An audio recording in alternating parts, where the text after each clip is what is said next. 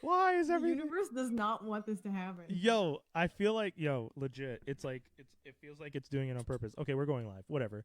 We'll just figure it It's out. happening. It's happening. Folks, I have no clue what you're seeing or hearing. I hope that at Hopefully. some point something will go through. Something will shine through. My phone says it's live, but nothing on the screen has changed. Oh, really? Um, I don't even want to say technical difficult. Oh, okay. No. It's Is updating. it working? Yeah, it's working. It's working. We're doing this, folks. We're doing this. Oh no, I put the wrong thing on the screen. There we go. I put the right thing on the screen. Okay. Yay. What up, everybody? Everybody. Oh yeah, doing the dance. Huh? I I respect grew it. up in the 90s. In the yeah, I was gonna say the did you know it's called the aughts? The 2000s is called the aughts. No. AUGHT, the aughts. Who decided this? Like people who I don't know.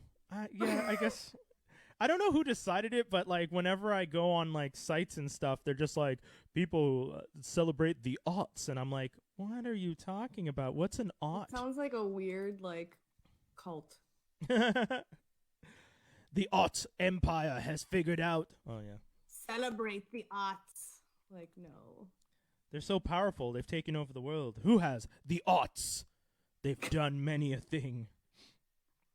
All right, I just shared the. I also just shared the. Oh man, there's already people watching. Much appreciated, folks. Oh. Tell your friends. I tagged you so you might I see. did tell my friends. Hey friends, Hey friends. do I look Hopefully adorbs? you're watching. So now that we've been weird for like a couple seconds, ladies and gentlemen, this is Not a Journalist with Brian Holiday, and I'm here with the wonderful and talented Cathy V. Cathy V. Cathy. Yes, yes. No one is doing that though. No, Everyone's it's like, great though. Who this? I like that you did that because it's like the idea of like toot your own horn. You're like, forget a horn. I'm gonna bring an entire stadium. Yes. That is awesome. Yeah, yo, Cathy, I wanted to thank you for jumping on the show with me. This is a pretty big pleasure. I've been taking advantage of the quarantine to do a lot more episodes of this Not a Journalist podcast, in which I talk to people that I know have been doing a lot of cool things, and you do a lot of cool things, and I feel like I don't get to talk to you about that often. I mean, we used to bump into each other in the metro real quick, which was Usually always fun. that or like Comic-Con. Yeah, exactly. Our Right? main meeting points. And then, no joke, because I just moved into my place, and I remember we had a conversation at one point where I was just like, "Yo, we need to go do a dessert party where we go buy frames because we were both talking about how we have so much stuff to frame and put up." And I was genuinely excited. Like I told my girlfriend, I was just like, "Hey, I'm really excited to like maybe hang out with Cathy and Fred to maybe go frame shopping." And she was just like, "Oh yeah, I want to go frame shopping." And then the pandemic hit, and now we're I know. We got screwed. And look, my walls are still empty as yeah, shit. right? Mine too. I would show, but I feel like if I touch anything, the whole internet will crash. But yeah, the like this one frame behind me that people can see is actually not hung up or anything. It's just on top of there, leaning against the wall, and I that's mean, but like good enough. yeah, A yeah, for effort. yeah. I would say. To be honest, my buddy framed that one. It was a gift. It was our home welcome. No, housewarming gift. Housewarming. Wow, why did that take English? No, It's talk okay. It's language. So Oh man. let's tell the people what you do and who you are and why you're awesome. Oh, thanks. I am a makeup artist, and I guess that's why I'm awesome. I also do Yeah. other stuff. I used to work at a video game company and whatever, but I don't anymore. Now I work for a really cool AI company. That's so dope. Yeah, it's so different though. What Like it's so different.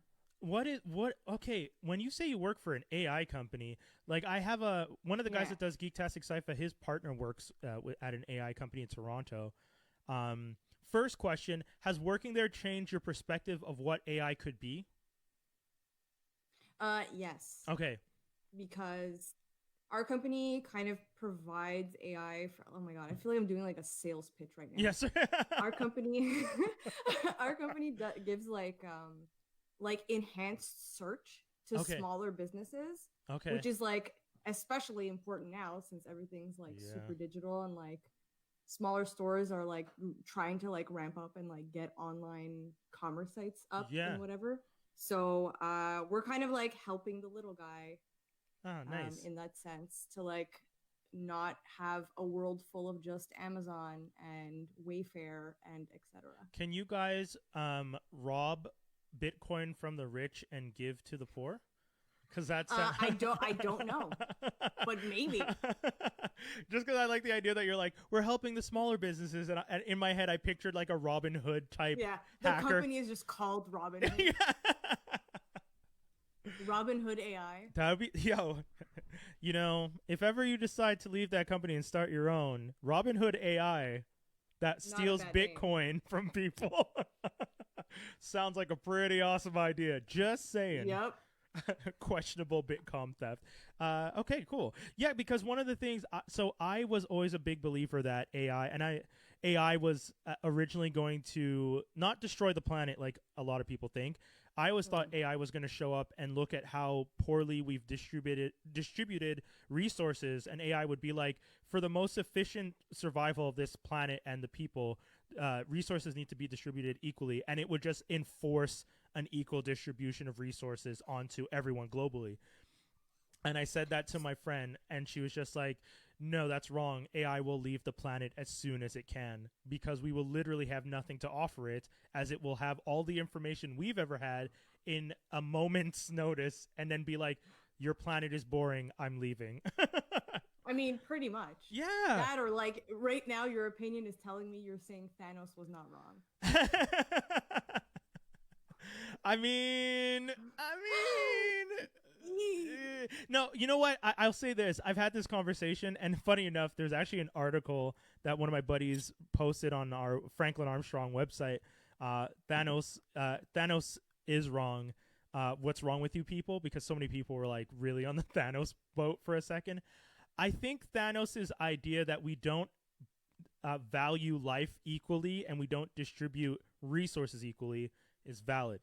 His approach of erasing half the people to balance it out, also willy-nilly. There's no there's no rhyme or reason. Yeah. It's just like, I don't care who. Yeah. But 50% gotta go. Like that doesn't make any sense. Like, I mean, if you're at least gonna be like, you know, those who have taken advantage of the system the most should be the ones that I take away, so that those who are less fortunate can now have all those resources that have been hoarded.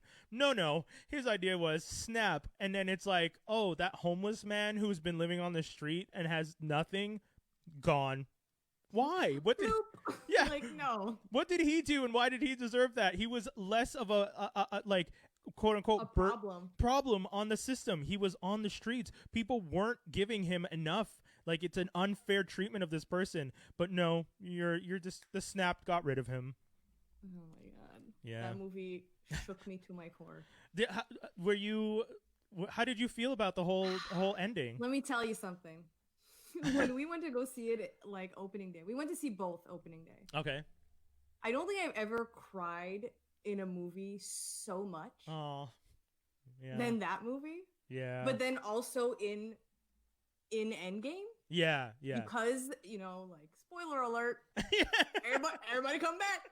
So when that starts happening, I'm just like, oh my god, my heart can't take this. On the left. On the left. Oh my god. When he said that. I mean, for me, yeah, I feel like Endgame was one of those, you know, the show This Is Us? Yeah. And how, like, the whole point of that show is to just make you cry. I feel like when they wrote Endgame, someone in the room was just like, we're going to make people cry more than This Is Us. That's like, this is our goal. Oh my god. But anyways, it shook me so much. As someone who's done makeup, what are some of your thoughts on the makeup that they did? Because I feel like for you, seeing that artistic expression of makeup work must have been interesting. What do you? I mean, they have one of like the. I mean, okay, there's so many good makeup teams out there. Like, I mean, we can't even count, and the amount of movies. And I think the best makeups, maybe this doesn't really apply to like the Marvel Cinematic Universe, but I think the best makeups are the ones you don't notice. Okay. So like really subtle stuff. Darkest Hour had one of those, like when they were making him Winston Churchill. It's like Kazoo Studios, and Kazoo Studios is really, they're really good at like very realistic, subtle makeup. Yeah. And like, and I mean, they won an Academy Award for it, so like, there you go. Yeah. Things like the Marvel Cinematic Universe are so interesting to me because they're having to take things that exist already and create them like in live action. And like, how do you make a comic book thing not look too cartoony and still believable? Because if you don't, like, you can't have suspension of disbelief and like fully like throw yourself into a movie. Because like, if Thanos didn't look good, that's one. You know what I mean? Yeah. No, for sure. It'd be hard to let go and just enjoy the movie if the whole time you're watching you're just like, he looks off. This looks off.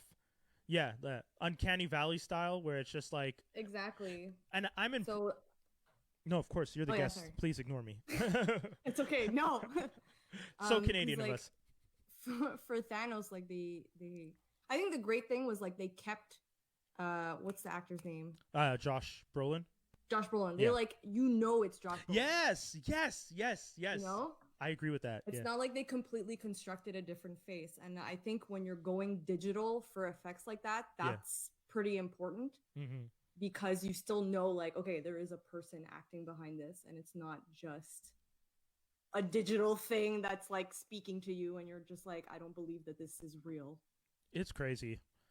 I mean, the Hulk never looked great to me, but Thanos was a lot more impressive, I feel. I feel like they improved the Hulk over the years. Yes. Well, especially the first Ang Lee Hulk looks, God, when you look back at it, it's painful. It's so bad. But I do love the fact that movie was done kind of like a comic book with the panels flipping and stuff like that. But, Lord, the story in that version, and, oh, man, just so many.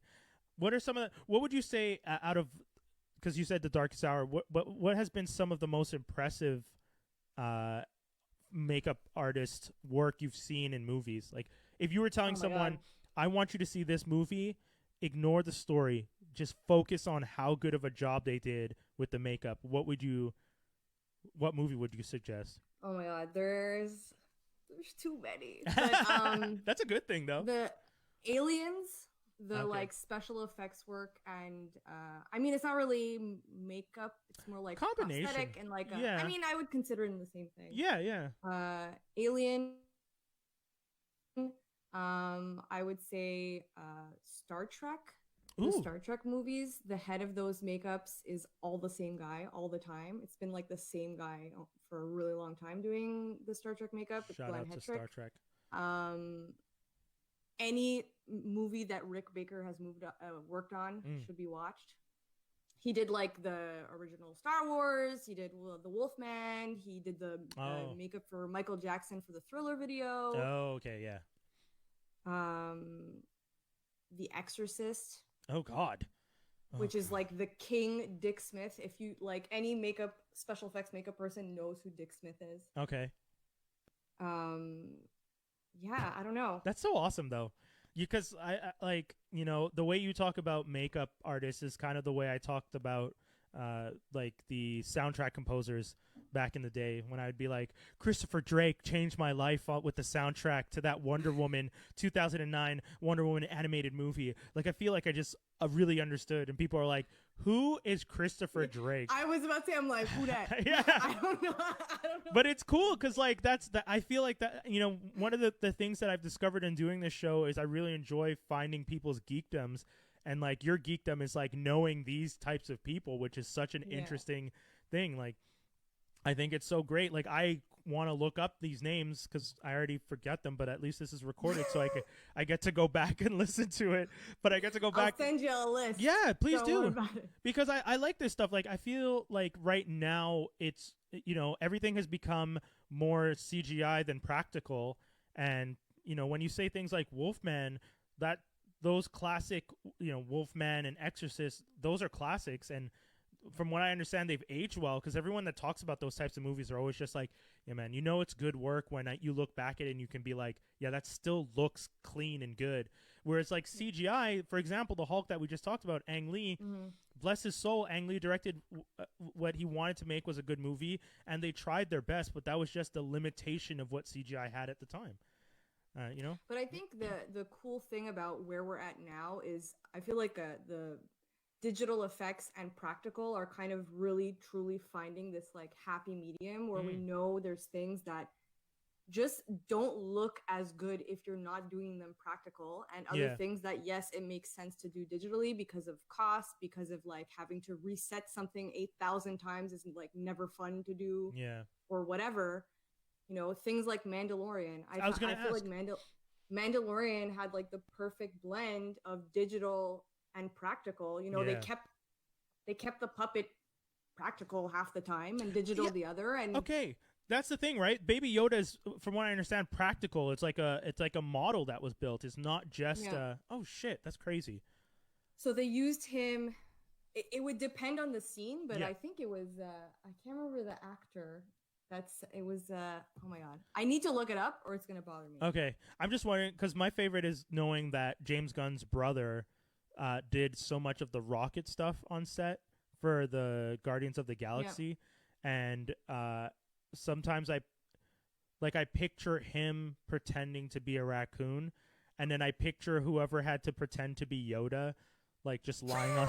I picture someone wearing like because I know that's not done the same thing, but I just picture someone on their knees, like crouched, crawling, like I don't remember how he sounded, but it's you never know, and because like for Alien, for example, they built the suit, the suit, and it's the makeup guy that's in it. Hot damn! You know what I mean? That is they would wild. take turns.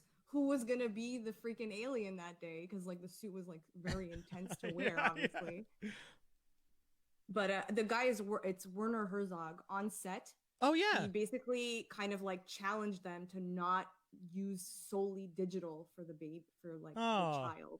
Yeah. So then they kind of like took that challenge, and I thought that was so cool because like yes, there's points where you're like, okay, it's obviously a puppet, but I still it gives you that Star Wars nostalgia. Yes, having a puppet like that. Yeah. So I thought it was really good. I think practical effects are easily. I mean, like we were saying, it ages better too. You know, and the child was so cute. Like so cute. I remember watching what's her name? Howard. I can't remember her first name now. Bryce Howard.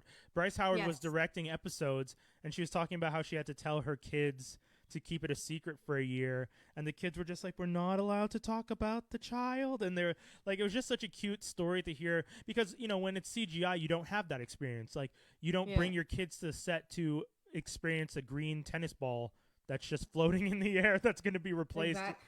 And that's what I thought was so cool with Mandalorian, how I guess, did you watch the episode 1 of that documentary thing? No, not yet. I only just got Disney Plus yesterday.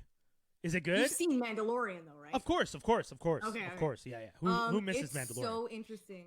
Oh. So it looks like it's going to be episodic, and they're slowly going to release episodes. Oh, those bastards. And the first one is about all the directors. Oh, cool. It's so good. Oh my God. I mean, you know, I don't want to say, like, okay, right now, living in the world we live in, it definitely doesn't feel like we're living in the best time. But, like, sometimes when I think about the art and entertainment, and you hear about the history of the world, and you think about where you are now, it's hard not to feel like we're in one of the most blessed times for content. Like 100,000%. Ah, like, man, in what world? Imagine if Netflix didn't exist right now. Oh. Imagine we only had cable. Yo, yeah. And you're like just watching. Advertisers would be so happy if we did, though. So happy. Because if you think about it, like, first of all, television ratings have actually gone up with this whole thing, because some people are like, I don't know what I want to watch. I'd rather just flip through and be like, hey, this looks interesting, and watch it for a bit. And I get that, because as someone who, like, I have Disney Plus, Amazon, I have Disney Plus, Prime, Netflix, Crave, BritBox, what's the other one? Tubi, Oh my gosh. and what's the other one? Dropout, and actually, I'm trying to remember because I have all these different streaming apps. Do Because you have like Shudder? no, because Horror. yeah, I don't do horror. I know someone who only has Shudder because he is such a huge horror buff, And that, like, all he wants to watch. That's what I love about the modern era for content is that you can have a streaming app that's only horror. That to me sounds amazing because you couldn't have that before. Like first of all, trying to find the fan base to subscribe to it on a regular basis, trying to make sure you have all the content. Like there's so much cool stuff out there now. And every time I see Shudder, I'm always just like, if I was into horror, this would be perfect for me. But I just, as a black man who sees himself dying in the first 5 minutes of every movie, it just doesn't sell to me. You know what I mean? Like, I mean, it makes sense. Yeah. Fair enough. How many movies do I make it? 4. How many movies are on the app? 375,000. Oh, come on. Oh man. I mean, I'm okay with that trope because it's an old trope and they seem to be moving away from it more, and that's good. Yeah. It's just that until I'd have to wait like another 20 years for there to be enough movies for me to not feel like I'm gonna die in the first minute of the movie. Oh my god, that makes me so sad, but it's probably true. But and then in your case, there's also like there's the constant what's the name for the last girl? Is that the term?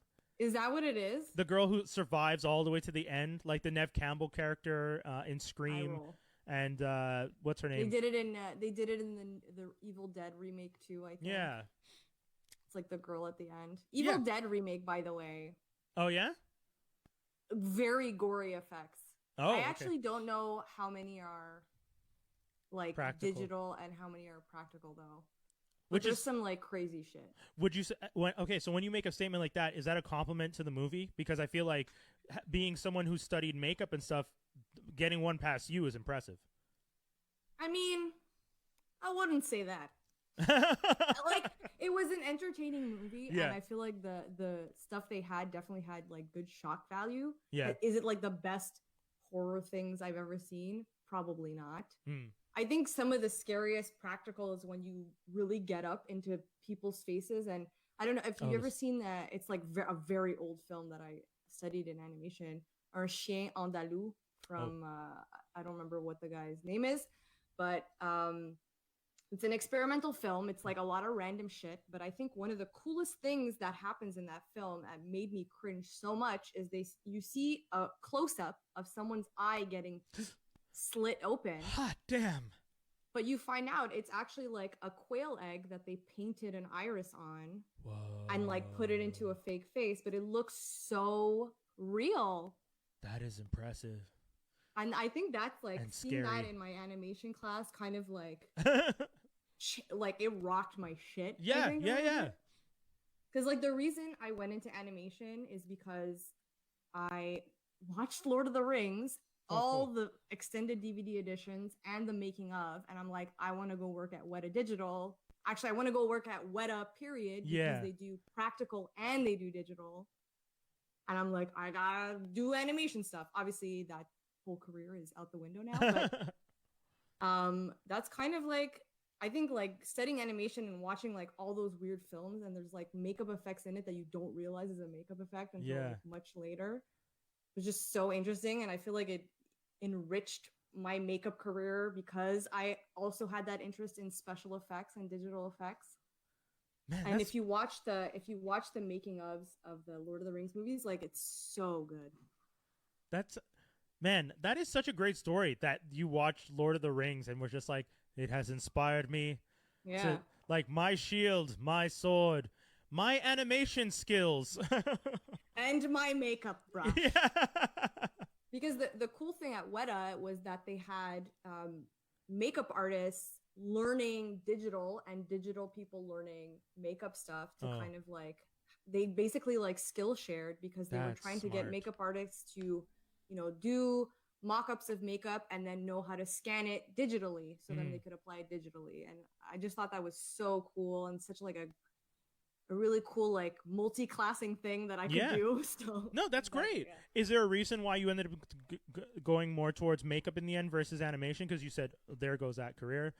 I think it's because animation is just so, especially in Montreal, it's very competitive here. And Okay. unless you're constantly working on your stuff, like it's hard. It's Yeah. super hard. And like, not that I'm just like, oh, this is hard, I don't want to do it. But once you start working on like film sets, it kind of like it shifted my perspective. Okay. The first film, serious ish film, I guess I worked on was Fred's, Okay. like 8 bajillion years ago when he did like a short called Love and Let Die, and like it's a couple and they're like spies and they're like fighting all these dudes, and like I got to do a bunch of like injury makeup and Oh, stuff dope. like that.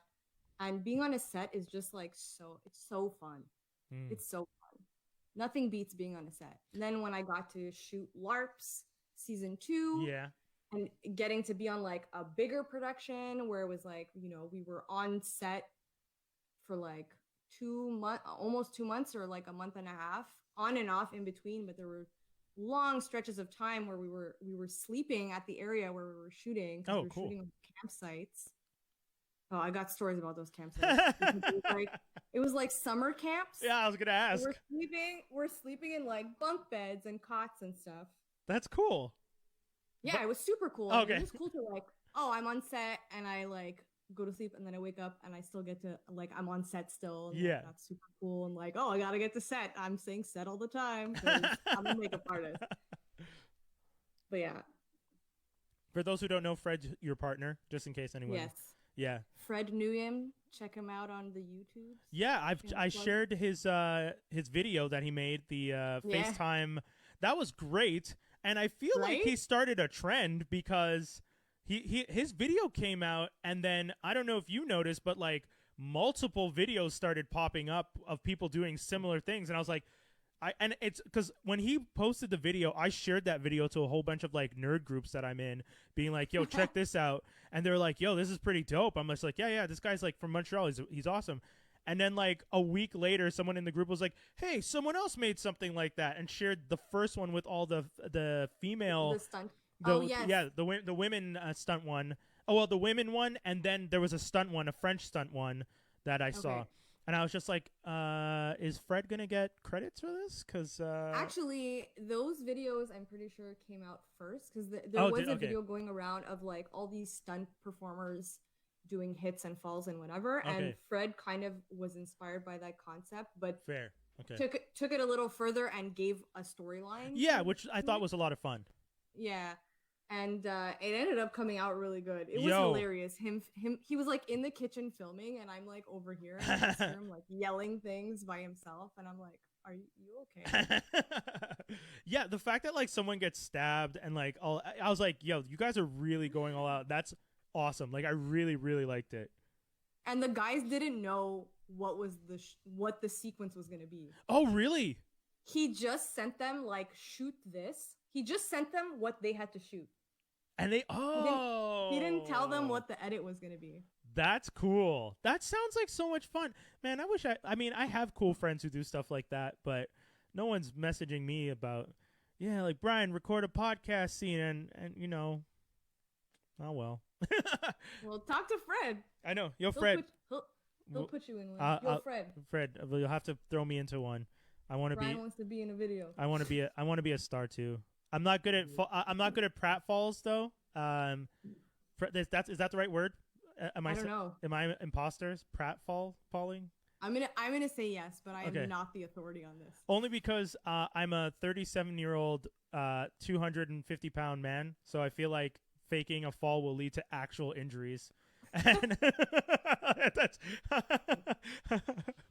I remember that time I kicked the ball, and I actually you hurt yourself. I actually hurt my I actually hurt. It was very much like a Charlie Brown moment.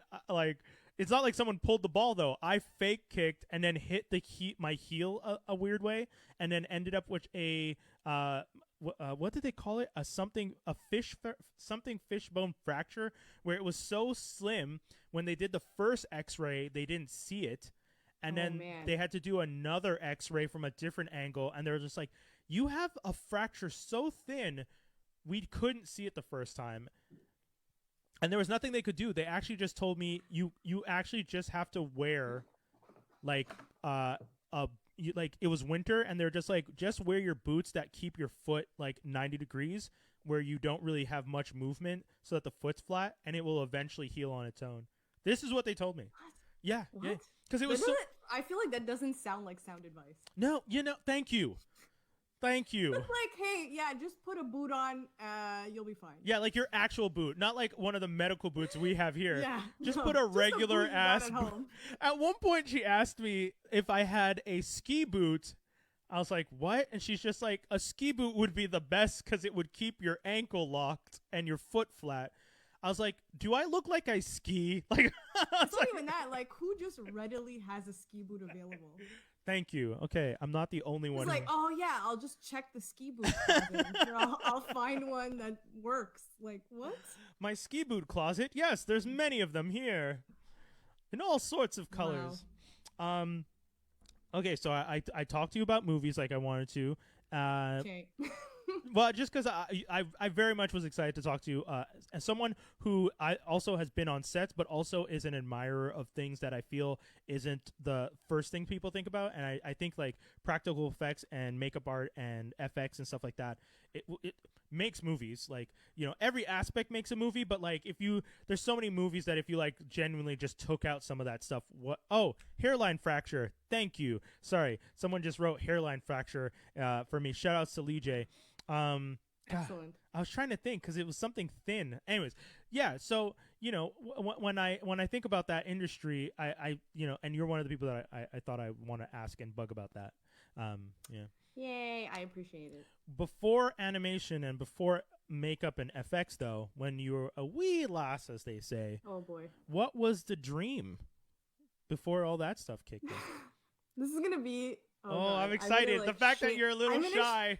Causing myself shame by telling this story right now. Yay! So when I was a small child, I was like, I loved animals like so much. That's great. So I wanted to be a veterinarian. Yeah. Here's the thing though. I didn't know the word for veterinarian when I was a child. And I thought all they did was pet animals. So anytime someone asked me, what do you want to be when you grow up? I was like, an animal petter. Thinking this was a legitimate job, and that doctors just like vets just like have animals come in and pet them better or some shit like this, when that is like not at all. That is the most beautiful, innocent thing ever. Like, it is so sweet because it's like, because I you know what, I get it too. I get the whole idea that like just petting them and soothing them would just help with whatever stress they're feeling. So I get it, but it's just, I love that. That's awesome. Yeah, and then I realized like, oh, I have to do like years and years of schooling for that. No thanks. Well, that's like me. I when I was in school, I got into liberal arts originally because I wanted to do law and possibly politics. And I had a teacher in high school, my MRE, more religious education teacher. Yes, Shout out to Miss Kane. MRE. I think you're probably the only person I know that has said MRE because that's not a thing anymore. No, I know, right? Yeah. I'm old as fuck, but still, Miss Kane was a dope teacher. Her and I had a very much love-hate relationship. And on the last day, the last class I ever had with her, she pulled me aside at the end and she said to me, Brian, I want you to consider going into law because no one has ever debated me in such a logical way to the point where I was both angry and impressed. And I was just like, and I thought this woman hated me. I genuinely thought she did not like me. And I was That is so sweet though. Yeah. Like, I was like, thanks, Miss Kane. Like, you know, all this time I was in this class and her and I would argue in the class. Like, she would bring up things and I would argue with her, and there were times where I would like argue like a jerk because I was a teenager, but there were times where I'd really argue like on the facts that I thought, you know, this presents this and this is how. And yeah, she pulled me aside and said that. And then I really took to it because the other thing I was really good at in high school was math, and I hated math. Same though. Yeah. I was in enriched math and I hated every second of it. Did you get pushed into competitions? No. Oh my God, no. Did you? Yes. from grade 2 to from grade no, not grade 2, sorry, grade 5, because I switched school. Come on now. Come on, people now. Why don't each other, everybody get together. Try to love one another right. Okay, reconnecting. Cool. Splendid. Yeah, so I'm in grade 5. The teacher notices that I'm solid with math, so she puts me in this like weird random enriched class, and I'm like doing all these things that I had genuinely never done in math before that I'm being taught, but I'm like catching on really quick. And then I find out like, oh, we're going to start giving you special tests, and then it turns out those tests are like government and like tests to like put you, and I was in like the top 10 percentile in Quebec in grade 5 in competitions, and I hated it. And then I got to say they trapped you. Oh my god, yeah. They trapped they you. really did. And then I got to high school, and I was in enriched math in high school. I finished my 536 a year, like in 10th grade. So in grade 11, we did pre-cal. My class was the first class in that high school to ever have to do pre-calculus, because no one had ever done all the 536 by grade 10. So then we got that, and then when I got to CEGEP, I was just like, cool, never going to do math again, you sick bastards. And then got into liberal arts and found out that liberal arts had a class called math and logic, and dropped out of the program only because I was going to have to do one math class. Yeah, I know. So extreme. I know. It's petty as fuck. Like, who knows what my life could have been if I had just been like... You just saw the word math. Yes! And you were like, no.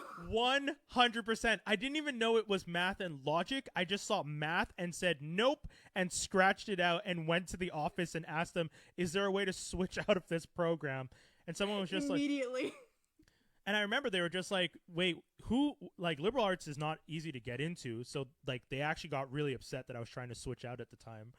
And I was just like, but I never want to do this again. And they're like, okay, we're going to let you think about it. And then I switched. And that, funny enough, I ended up in creative arts doing media. And then I ended up studying with Ernest Tucker, who was like the first African-American journalist for like the CBC. He was my mentor. I got into Concordia. And that's where I am now doing broadcasting. And so my hatred for math led to my path. That's amazing. Yeah, it's kind of crazy. It was almost fated, I guess. I would hope so, because if not, that's a cruel joke. Because in the alternate reality, if there's like a really rich Brian who's a lawyer or a politician, I'm really mad at him right now. He's just Scrooge McDuck swimming in his money. Oh no, okay, if he's that guy, then I'm happy, because I'd rather be living this life and getting to talk to fun people than being some creepy weirdo who's surrounded by dirty money. Love you, Scrooge. Do my podcast as if Scrooge is a real person. Shout out to Scrooge. Scrooge McDuck. Yeah. What are some of the shows? Because again, what are some of the shows you've been watching lately? Because we talked about movies, but TV also big with the graphics and cool stuff. Yeah. We've been watching What We Do in the Shadows. I don't know if you've seen. Yes. Okay, the movie, amazing. Amazing. The TV show, amazing. Yes. Ugh, it's so good. Montreal actor is in it. What's his name? The guy that Fred. Comedian. Who's in What We Do in the Shadows? Chris Sandiford. Yes. I figured it out on my own. There you go. Bong bong. I love that feeling. Wait. No, I got it myself. Go away. Yeah, he's in it. It's just like, oh man, it's just so hilarious. It is. We just finished Clone Wars. Oh, okay. Okay, because we talked about this on my podcast, but I'm down to talk about it again. How are you feeling? How's your heart? How is your heart? I'm wrecked. Yo. Okay, or should I say I'm Rex? Hashtag Star Wars Geeks for Life. Okay. Yeah, they crushed my soul. That could have been a movie, like a live act. The way it was done, like, I was just like, why did you not release this as a side movie? When they I mean, can we talk about it? Yeah, or yeah, do yeah. you, like one? Yeah, Okay. yeah. I am no problem spoiling. You know, we forgot to say spoiler on Geektastic Cypher, but spoiler, we're gonna talk about Star Wars right now, because that shit Clone was dope. Wars. Clone So if Wars you didn't finale, see season 7, series mute. finale, too, which is heavy.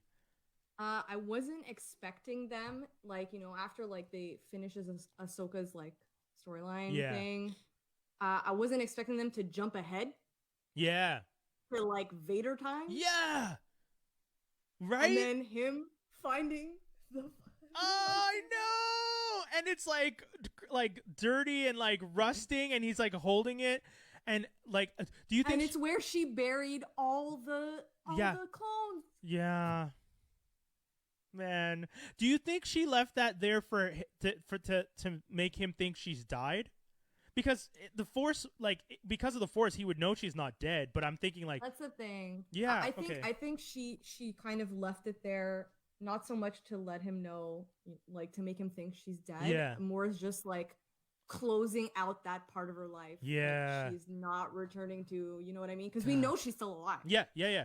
I didn't finish Rebels. I'm on episode 3 of season 4. I have not watched Rebels at all. Okay. Yet. In that case, I'm sorry if I spoiled that for you. You didn't. You okay, didn't. okay. Yeah. But like, we're gonna start it tomorrow because we finished, and I was like, my life is empty now. I know. I gotta. And Fred's like, you have all of Rebels to watch. Yeah. I'm like, oh, yeah. I'll tell you right now. Don't get mad when you see Yoda. Because whoever did the design for the CG for the image of Yoda in that show, they don't know what the Yoda looks like, man. Like, it's really bad. No way. Yeah. Yoda looks like a bald, like old Jewish grandfather. Wait, it's Rebels isn't Dave Filoni? Yeah, sure it is. But whoever did the design for that version of Yoda, I like looked at it and I got so mad. I screen capped it and posted a picture of it. And I posted pictures of Yoda on different shows, and I said, "This, not Yoda." Like, I was really upset. I was really upset. Okay. I remember. Yeah. It hit me in my soul. That's what hit me in my soul. Yeah, I'm really excited for what I mean. Hats off to the whole team at Lucasfilms, because I think one of the things that's really cool about it is they planned this whole thing out so that the last episode comes on May the 4th, like Star Wars Day. So that was really nice. Like, that was a nice gift to the fans to be like, hey, we're bringing back Clone Wars. And I remember when they were saying they were going to bring it back, I was like, why are they bringing it back? And everyone's just like, no, there's so much story to tell. I was like, okay. And then I watched it, and I was just like, yeah, I guess there was a lot of story to tell, and this was amazing. And yeah, I'm really happy. It's May the 4th, like 2020. That was a nice gift from them. That was a really nice gift. It was nice. And I think I wasn't, because I think we had heard a rumor it was going to be on May the 4th, and then I didn't know if it actually was. And Fred was like, no, it's like, because we had just finished watching the episode from the previous Friday, and I'm like, oh man, one more week. He's like, no, like 3 days. Yeah. And I was like, what? How nice is that when you don't have to wait a week for something that you want so bad? Oh, good. So good. My God. Kathy? Yes. Thank you. Thank you. This was so much fun. I don't know if you realize, but it's already been almost 45 minutes. Oh, I did not. That's how fast. Like, that's the thing. I remember the first time I was doing some of these, people were like, what are you going to do? And I was like, I'm going to try to keep them to like 20 minutes. And then I did like the first one, and it went like 58 minutes. And I was just like, I tried. But when you talk to someone, when you're talking to someone and having fun, you're like, I don't want to just tell you, hey, sorry, 20 minutes. We need 20 minutes. Yeah. Here's your cutoff. It's also, we're talking about our fandoms, right? So we're obviously going to have like so much to say about it. So much. And I hope that people who are tuning in are equally big fans of some of this stuff. And if they're not, I hope they discover it. And I hope, those names that you mentioned before, I'm really hoping that people will get to look up those names and get to appreciate the makeup art and the FX art and all of it that they've put into the work that they've done. And you mentioned some of the shows that you've worked on, and I hope people will get to explore those shows. You mentioned LARPs. That was Bean Duck. Most things, yes. Yeah. So LARPs, the series, I worked on season 2, but highly encourage everyone to watch seasons 1 and 2 by Bean Deaf Productions. You could find it on their YouTube. And Awesome. then most of Fred's stuff I've worked on. Fred Nguyen also on YouTube. Fred Nguyen Khan, not Fred Nguyen the river dancer. I'm sorry. There's a river dancer named Fred Nguyen? Yep. You know, this universe makes sense sometimes, and sometimes it doesn't. Shout out to Fred Nguyens all over the world. There you go. Yeah. Okay, dope. Oh, and social media. Can you point down and I will add it so that right there. Yeah, I'll add it on IG. My social media is @_makeupfiend on Twitter and Instagram, and I also have a podcast. Dope. Oh yeah. The All Dress Special on Spotify, other things like iTunes and podcasty places. The All Dress Special. Available on all podcast platforms. There you go. Thank you. You're the professional. Yeah. I don't know how to do this. This was so much fun. Thank you so much for taking the time out on a Friday. I know we're booked and busy. We were probably going to go out to the club, get all crazy. Yeah, you know. Quarantine you know how life. it is. Yeah. Yeah. Oh, I mean, I know it's the end, but how wild was today though in Montreal? Like snow in the morning and then the most beautiful clear blue sky and sunshine after? Every time I looked outside in the morning, it just like got progressively snowier, and then it was sunny, and I'm just like, why don't even bother looking outside anymore? Like it doesn't matter. Exactly. Montreal, you make no sense, but you make great people. So there you go. True. Cathy, thank you very much. A last salute, guys. Thank you for tuning in to another edition of Not a Journalist. As I said, I'm talking with Cathy V, and I'm going to put all her socials. I'm going to point this way because it's going to be right there when I post it, and below her, which I don't know. You'll see. Okay, guys, that's it. Thank you so much, Cathy. Take care. No problem. Bye.